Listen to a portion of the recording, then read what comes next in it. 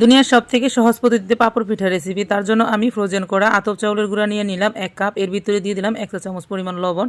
এখন আমি কুসুম গরম পানি দিয়ে ব্যাটারটা তৈরি করব। তবে আপনারা যদি নরমাল চাউলের গুঁড়া নিয়ে থাকেন সেই ক্ষেত্রে আপনারা নরমাল পানি দিয়ে ব্যাটারটা তৈরি করবেন। আমি এখানে দুভাগে ভাগ করে একটাতে রেড ফুড কালার দিয়ে দিলাম। আর পিঠাগুলো তৈরি করার জন্য আমার কিছু প্লাস্টিক লাগবে। আর একটা প্লাস্টিকের উপরে আমি এইভাবে 1 চা চামচ পরিমাণের ব্যাটার দিয়ে আর একটা কিছু দিয়ে এভাবে আমি চেপে চেপে দিব। তাতে কিন্তু পাপড়টা খুবই পাতলা হয়ে যাবে। আর যখনই 2-3টা হয়ে যাবে তখনই আমি চুলোতে ভাপ দিয়ে নেব। আর এগুলা কিন্তু 30 সেকেন্ডের মতন ভাপ দিয়ে নিলে কিন্তু খুব ভালো করে ভাপ দেওয়া হয়ে যাবে। এখন আমি আপনাদেরকে দেখিয়ে দেওয়ার জন্য কিন্তু সবগুলাই ভাপিয়ে নিয়েছি আর দুটা ছাড়িয়ে দেখিয়ে দিচ্ছি। এগুলো আমি পরে রোদ্রে শুকিয়ে নিচ্ছি। যখনই এগুলো রোদ্রে শুকিয়ে যাবে তখনই কিন্তু আপনারা সারা বছরের জন্য সংরক্ষণ করতে পারবেন। আর হয়ে গেল দুনিয়ার সবথেকে সহজ পাপড় পিঠার রেসিপি। এখন আমি আপনাদেরকে ভেজে দেখিয়ে দিচ্ছি। এগুলোকে ভেজে গরম গরম চিনি ছিটিয়ে দিয়ে অথবা মিষ্টাই শিরা করে ছিটিয়ে দিয়েও খেতে পারবেন। আর বড় ভিডিও আপলোড করা আছে, চাইলে আপনারা সেটাও দেখে আসতে পারেন।